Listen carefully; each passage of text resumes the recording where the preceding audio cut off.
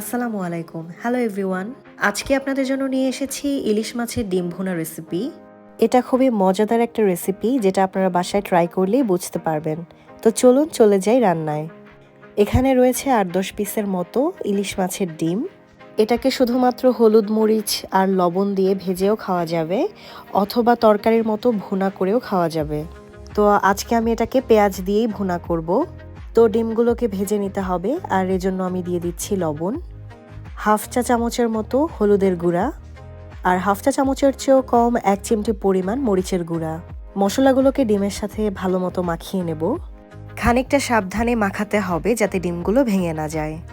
এবার আমি একটা প্যানে সামান্য পরিমাণে রান্নার তেল দিয়ে দিচ্ছি। তেল গরম হয়ে আসলে এক এক করে ডিমগুলোকে দিয়ে দিচ্ছি। এ সময় চুলার হিট রেখেছি আমি মিডিয়াম থেকে হাইয়ের মাঝামাঝি। আলাদা আলাদা করে প্রত্যেকটা ডিম দিয়ে দিচ্ছি আর সবগুলোকে সুন্দরভাবে ভেজে নিচ্ছি। ডিমগুলোকে আমি খুব বেশি ভাজবো না, প্রতি সাইড ৫ মিনিট করে নিয়ে ভেজে নেব। খুব বেশি কড়া ভাজা হয়ে গেলে রান্নার সময় ভেতরে মশলা ঢুকতে চাইবে না। ভাজা হয়ে গিয়েছে, এবার এক এক করে সবগুলোকে উঠিয়ে নেব। এখানে ৪-৫টার মতো পেঁয়াজ কেটে নিয়েছি আর পেঁয়াজগুলোকে একটু মোটা করে কেটে নিয়েছি। আর এবার এই সেম তেলেই পেঁয়াজগুলোকে দিয়ে দিচ্ছি। এবার দিয়ে দেব তেজপাতা। পেঁয়াজগুলোকে হালকা বাদামি করে ভেজে নিতে হবে। এরকম রং চলে আসলে দিয়ে দিতে হবে সামান্য পানি। আর পানি ব্যবহার করছি যাতে মশলাটা দিলে মশলাগুলো পুড়ে না যায়। দিয়ে দিলাম হাফ চা চামচ হলুদের গুঁড়া, হাফ চা চামচ মরিচের গুঁড়া, ১ চা চামচ ধনিয়ার গুঁড়া, হাফ চা চামচ এলাচ দারচিনির গুঁড়া আর হাফ চা চামচ জিরার গুঁড়া। এবার মশলাগুলোকে একটু নেড়ে দিচ্ছি।